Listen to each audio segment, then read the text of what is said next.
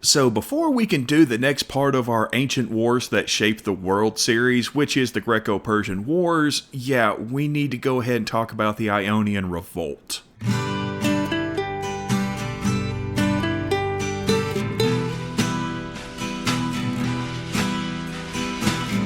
Ionia, a collection of 12 cities that were members of the same tribal group and therefore acted as individual city-states but still saw themselves as a united tribe. The cities of Ionia had remained independent until they were conquered by Lydian king Croesus around 560 BC, and they stayed under Lydian control until the Persians under Cyrus the Great took over. We've already covered all this in a previous video. Cyrus put a leader in charge of each city known as a tyrant who answered to that province's satrap, and the satrap answered to Cyrus. Now, fast forward about 40 years, Darius I is in charge, and he appoints Histiaeus as tyrant over Miletus, supposedly because he had stayed loyal and held a bridge across the Danube River. However, Darius didn't trust that Histiaeus wouldn't try to start a revolt and overthrow him, so Darius kept him in his court and had Histiaeus' nephew and son-in-law, Aristogoras, rule in his place. In 500 BC, a group of exiled aristocrats from the island of Naxos went to Aristogoras and gave him the idea of increasing his power by taking over their homeland. So he checked with his boss, who checked with his boss, who gave the go-ahead. However, someone informed Naxos of the invasion, and they were ready for when the Persians arrived, leading to a 4-month-long siege in the spring of 499, after which they ran out of money and went back home. This was seen as a major failure, and it looked as though Aristogoras was going to be replaced as tyrant. When he asked his uncle father-in-law what to do, Histiaeus recommended that he start a revolt, therefore solidifying his place for the time being. By the way, the story goes that the two communicated back and forth using tattoos on the back of a slave's head. They would shave his head, tattoo the message, and then let the hair grow back before sending the slave out. So Aristogoras started a rebellion. He stepped down as tyrant and declared the city a democracy, with him still in charge, of course. And soon the other cities of Ionia had joined their tribesmen in open revolt. Truth be told, the Ionians weren't very happy before this anyway, so they didn't need a whole lot of prodding. He also reached out to some of the Greek city-states for help, while Sparta said no. Athens and Eretria said yes, and they sent aid. And with these extra forces, a push was made in 498 to take the local Persian capital of Sardis. The rebels took the lower city, but failed to take the citadel, where most of the Persian troops and the region's satrap were holed up. The lower city was burned, possibly on purpose, possibly on accident, and the Greeks withdrew after destroying much of the city but failing to take it. Persian reinforcements arrived at Sardis shortly after the rebels left and chose to pursue them. Seeing as much of the Persian force was cavalry, they caught up rather quickly, and the battle was fought at Ephesus, which the Persians successfully won, sending the Greek allies back to their homes. Darius never forgave Athens or Eretria for siding with the rebellion, going so far as to supposedly have a person whose entire job was to remind him 3 times a day to not forget the Athenians. In 497 BC, 3 Persian armies, each led by one of Darius' son-in-laws, began retaking these cities in rebellion, and by 494 they had the rebellion more or less under control and set their sights on the epicenter of the entire problem, Miletus, figuring that if they could take it out, the rebellion would effectively be over. The Milesians felt that it was better to face the Persians out on the seas, so the two sides met at Lod, where the Persians were able to make peace with some of the forces, causing their ships to sail off and leaving the rest to be defeated by the Persians. This left Miletus open to Persia, who swooped in and took the city, killing or capturing pretty much everybody. And as the Persians had predicted, this fall more or less ended the revolt, with a few lands holding out but still falling to Persia in 493. By the end of that year, the Persians were back in full control of Asia Minor and the other holdings they had temporarily lost. And eventually things got back to normal, and Darius eyed Greece, still angry at the actions of Athens and Eretria, and so he began to plan the first Persian invasion of Greece, which brings us to the Greco-Persian Wars. That's the next part.